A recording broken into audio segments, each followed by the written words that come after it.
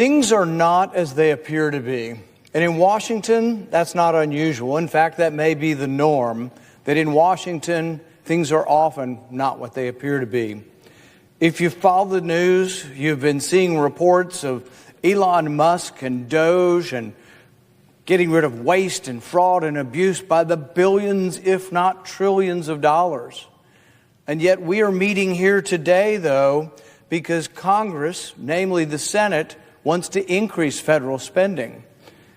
So on the one hand, you have Elon Musk and DOGE and the Democrats complaining to high heaven, he's cutting too much, they're cutting too much. And Senate Republicans are coming forward today to pass a budget to allow them to raise federal spending. What gives? Are Republicans for getting rid of waste, fraud, and abuse and reducing the deficit, balancing the budget, as the president says? Or are they really for increasing spending $340 billion? The budget that we will vote on will allow increased spending in the military by $150 billion, increased spending for the border $175 billion, $20 billion for the Coast Guard. It adds up to about $340 billion. Well, if we were fiscally prudent, if we were fiscally conservative, why wouldn't we take the savings from Elon Musk and DOGE and move it over here and help with the border? Why would we be doing a brand new bill to increase spending by $340 billion? That's because the Senate is acting as it always has. The Senate hasn't gotten the message. President Trump came to town, a new way of thinking. They're shuttering agencies. They're shutting people down. They're finding things like $2 million spent in Guatemala for sex changes, $3 million spent in Brazil for a girl-centric climate change, $4.8 million spent in Ukraine for social media influencers. While you're at it, we spent, not we, but the people who vote for this, I've voted against all of this, but the members of the Senate who voted for this spent several $100,000 sending designers in Ukraine to the fashion show in Paris. It goes on and on. Thousands of dollars for a trans opera in Colombia. More thousands of dollars for a trans comic book in Peru. Hundreds of thousands of dollars spent studying rats to see if lonely rats use more cocaine than well-socialized rats. Guess what? Lonely rats love the cocaine. You spent hundreds of thousands of dollars of your money on this craziness. Why not take that crazy spending that DOGE and Elon Musk are finding and move it over to securing the border? Instead, fiscal conservatives are faced with a bill they're putting forward to just simply increase the spending. I'm all for moving it around. I'm all for saving it from the craziness and pushing it over into something more valuable. There is a procedure for doing this. It's a special procedure, doesn't require any Democrat vote. It can happen through simple majority, and it has a fancy name. It's called rescission. So all the administration would have to do is bundle together several $100 billion of savings, which it appears they're finding, bundle it together in one bill, send it back to us, and by simple majority, without any help from the Democrats, Republicans can cut spending. Instead, things aren't what they appear to be. You see all this great work being done to cut spending, to cut waste, fraud, and abuse, and then you see the Senate acting. We're going to vote all night long to set up a bill to increase spending by $340 billion. There is a true philosophical debate within the Republican Party, and really within both parties, about what the biggest threats to our country are. Are the gravest threats to America from within or from without? I would argue that they're from within. I don't lay awake at night fearing foreign invasion, that invaders are coming to our shores any moment.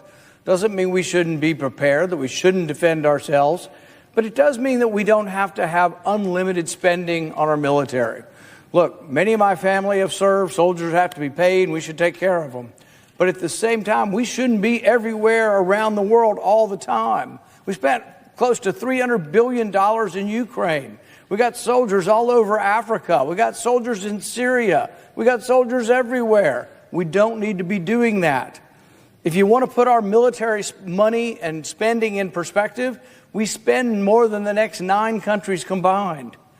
It's not that we're spending too little, we're spending a lot.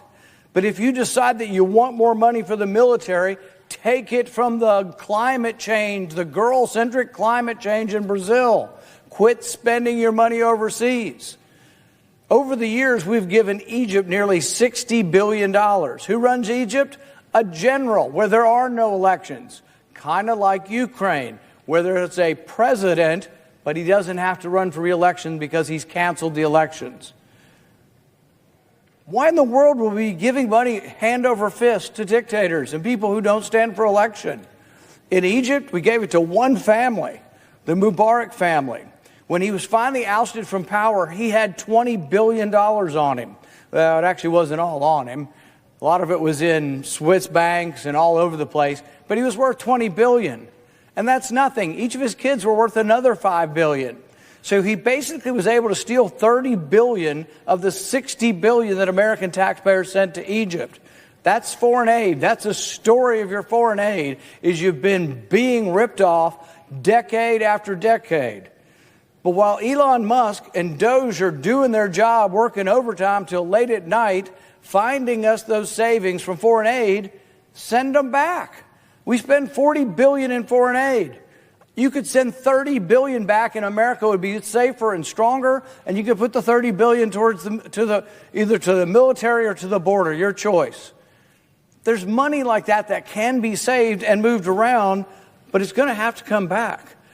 Ultimately, all the talk of the savings is ephemeral. It isn't real until Congress has the courage to vote on it. It has to be certified by a vote. If Congress doesn't vote, it sort of wishes and washes around in the ether, and it may or may not wind up being savings. Ultimately, Congress is going to have to do their job. But what we're doing today, the vote on the budget is not doing our job. What we're doing today, which will be a Republican-led effort, minus me, will be an effort to tee up a bill to increase federal spending. I would say let's take the savings that we're finding, move that over to any accounts, do it through a vote of Congress, do it through a simple majority. It can actually be done even without the budgetary process. A rescission package can be sent back without even going through the whole budget problem. What we are faced with, though, is come the end of the year, we're halfway through the year. So we're voting on a budget today that is really somewhat of a fiction because the year's already half over. We know what's being spent. We know in the end, we're going to spend a little over $7 trillion this year. The problem is we're going to bring in about $5 trillion, and we're going to spend about $7 trillion. We're $2 trillion short. They're getting ready within weeks to add a couple $100 billion for California. Now look, it's appropriate to have sympathy for people in their plight, but it is not good for the country simply to borrow money to send it to anyone. We should be, if we're going to help people in need, we should be taking that money from the taxes that come in. We shouldn't be borrowing it from China and sending it to California. No matter how noble the purpose it is, we should be spending what comes in. We should not be borrowing a penny. But come the end of the year, we're going to be over $2 trillion in increased debt for 1 year. What's our total? Our total is going to be over 37, maybe 38 trillion by the end of the year. Interest? The largest item in our budget is now interest. About $1 trillion in interest every year. One estimate is over the next 10 years, it'll be like $14 trillion in interest. Now, interest doesn't buy anything. Interest isn't feeding anybody. Interest isn't putting out fires in California. Interest is simply wasted because of the profligate ways of both parties. People voted for a change. They said, we're going to get a change. They like what Donald Trump is doing. They like what DOGE is doing. They like what Elon is doing. And yet here we are. The Republicans are acting like the Democrats. They're going to vote to increase spending by $342 billion. It's all going to be borrowed. Now you could say, well, as some will say, we're going to cut spending to equalize the money we're going to spend here. But none of that is listed in the budget. Now, the House has a budget. The House Republicans have passed a different budget. And in their budget, they list $1.5 trillion worth of savings. They have to get to this. They cannot do their special simple majority vote, the reconciliation vote, unless they find $1.5 trillion. In the Senate bill, there's $4 billion. Now, they will say that's just a floor. We're gonna find more than that. But all they would promise was the 4. In the House, they realized that's not really believable. That's not really comforting. So the House said, no, we're doing $1.5 trillion. So as this debate unfolds over the next 10, 12, 15 hours, we'll be here for a long time. Get your popcorn, turn your C-SPAN on. But as this unfolds, I will offer an amendment, and my amendment will say, let's alter the budget to not only say we're going to increase spending by $340 billion, my amendment will say we should cut spending to pay for it by $1.5 trillion. Ideally, we'd do this simply by bringing a rescission package of the savings that Elon and DOGE is finding. But it would work this way as well to at least show that we are serious about this. Because I've seen this happen again and again. And I know what the story is going to turn out. I know that come September, which is the end of our fiscal year, we're about halfway through it. As we get to the end of the fiscal year, Republicans are going to be going, I got to go home and explain to people that the deficit is $2.2 trillion, one of the worst years ever. And I got to explain to people, Republicans are in charge, we're taking care of it now. When it looks like the problem's getting worse. We have to immediately start cutting spending. Every Republican needs to be voting to cut spending. There is a way to do it. It's called a rescission package. If you continue to borrow, though, if you think I'm going to be nice to everyone and give everyone money, you can do it, but the borrowing is going to crowd out everything. Because we've made many, many promises. We have promised people Medicare. We've promised people Medicaid. We've promised people Social Security. We've promised people food stamps. Oh, guess what? That's equal to all of our tax revenue. Those 4 promises, Medicare, Medicaid, food stamps, Social Security, that equals all of our tax revenue. We don't even vote on those programs. The programs that we vote on, that is the budget, that is military and non-military, is a third of the spending. It's all borrowed now. Essentially, our debt equals our budget. Everything we vote to spend in the budget is borrowed. So things are out of whack. You can't help everyone and be everything to everybody. A way to look at this is, let's say you make $25,000 a year and all of your money goes to your rent and your food and taking care of your family. You've got nothing left over. You are working poor. And you walk by somebody on the side of the street and they are homeless and you feel sorry for them. Would you immediately go to a bank and borrow $1,000 and give it to a homeless person? No, you wouldn't, because that would make no sense whatsoever. That's what we are doing. We look around the world and we see homeless people. We look around the world and we see hungry people. So we just simply go to China, the bank, and we borrow money from China and then we send it to Africa. Well, you know what? If you send your own money, it's charity. If you send your own money, it's noble. If you send somebody else's money or you borrow the money and you make the country go further in debt and you put us more in peril, that's not charity. That's what's destroying our country. That's what's eating us up from the inside out. The gravest threat to America is from within, not from without. What happens when the currency unravels? What happens when the value of the dollar doesn't lose 5% in a year, but loses 5% in a week? That's what happens in the end stages of a currency being destroyed. People say it'll never happen to America. Can't happen in America. We're the strongest dollar. We're the reserve currency of the world. Can't happen here. It can and has happened to great nations. It's happened to great civilizations that have lost their currency, that have destroyed their currency. Does it always unravel gradually enough that you can fix it? No, sometimes it unravels in the space of weeks. When the German money lost its value in the early 1920s, after the First War, in September, it took like 100 marks to buy a loaf of bread. 2 weeks later, mid-September, it was 1,000 marks. At the end of September, it was 1 million. Middle of October, it was 10 million. The currency, if you look at the currency and what it would buy in a 2-month period, was completely destroyed in a 2-month period. The pictures from the history books will show people putting the German mark into wheelbarrows, wheeling it up to fires to burn for warmth.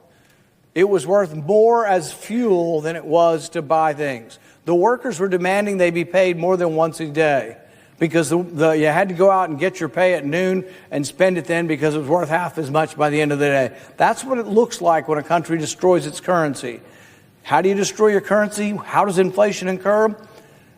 If you watch television, you see these people who are either dishonest or would fail basic economics. They're like, well, inflation's transitory and, we're not sure what it's from, but maybe it could be, greedy people owning grocery stores causes inflation.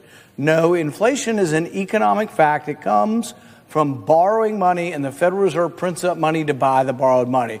Treasury loan, we get behind on our payments. We spend more than comes in, so we have to borrow money. The Fed buys our Treasury bills. But the Fed doesn't have any money. The Fed creates that money. That's what inflation is. And so much of it gets passed on to government. So everybody knows in the last 3 or 4 years, and part of the election was over the inflation of the Biden administration. Prices were up over about a 20% period over 3 or 4 years. But in order to keep up with that, we've built in inflation protection to most of our government programs. So Social Security has cost of living increases. So they keep up with the inflation or try to keep up with inflation. And as they do, the programs just get larger and larger and larger, and we get more and more behind the 8 ball. That's what's happening. But it's coming to a head. Social Security runs out of money in 2033. When it runs out of money, everybody gets 20 to 25% less in Social Security. What do you think is going to happen in our country when the poorest among us who live only on Social Security, when they lose the value of their check and they lose 25% of their check? What do you think is going to happen in this country? And nobody's preparing for it. Nobody's doing anything to reform Social Security, reform Medicare, reform Medicaid. People are just petrified of everything. What is so horrible and so hard to say that people are able-bodied ought to work? I think everyone should work. I think everyone who is able-bodied should work, not as punishment, but as reward. We should have a work requirement on every check that goes out. Everybody should work. It's how you get your self-esteem. You can't give people self-esteem. You can't say, here, Johnny, here's a trophy. We know you can't spell or add, but here's a trophy for being a mathlete. No, you have to earn your self-esteem. You earn it through work. Just adding work to Medicaid and saying, you want free health insurance from the government? Adding a work requirement saves $100 billion. Having the states pay more for Medicaid. Why do I want the states to pay more for Medicaid? Because they don't have a printing press. Why are the decisions of this body so awful? Because there's a printing press. I had a conversation with one of my Democrat colleagues, and I said, we have to make a choice. You've got to decide whether you want to help the poor in our country or want to help the poor in Ukraine or help whoever you're paying in Ukraine. And he says, we shouldn't have to make a choice. Well, it's like, you do have to make a choice. The fact that you think you don't have to make a choice is why we're $36 trillion in the hole. You have to make choices. Which comes first, Ukraine or America? You can't do both because we don't have enough money. We only have enough taxes coming in to pay for Social Security, Medicare, Medicaid, and food stamps. Everything else is borrowed. So maybe able-bodied people need to go back to work. Maybe there needs to be a work requirement. Maybe, for goodness sakes, food stamps shouldn't buy sugar drinks, chips, ding-dongs, and Twinkies. Could we not reform our system such that we try to cure the obesity plague in our country by cutting back what the government buys as far as food? But today the opposite will happen. Things aren't what they appear to be. Things are never in Congress really what they seem to be. We will pass a bill ostensibly by the conservative majority, but the purpose of this bill is to spend $340 billion in new spending. Instead, what we should be doing is taking the savings from waste, fraud, and abuse that DOGE and Elon are finding, we should take those savings and use it to spend for things that people think are of higher priority, such as the border and or the military. But I will oppose this budget because I'm not for spending more money. I will oppose this budget because I want to have nothing to do with a $2.2 trillion deficit. At the end of the year, those who vote for this budget and those who vote for the new spending will have to explain to people at home, how about that $2.2 trillion deficit? How did that happen under a Republican watch? And until someone is brave enough to say no, it's going to go on, and there is a danger. If we don't stop it, we're going to destroy the country. So, Mr. President, I will offer an amendment later on to cut spending, to actually put teeth into this budget resolution, to cut real spending, to balance our budget, and to do and complete the promises that the President had in the campaign. With that, I yield back my time.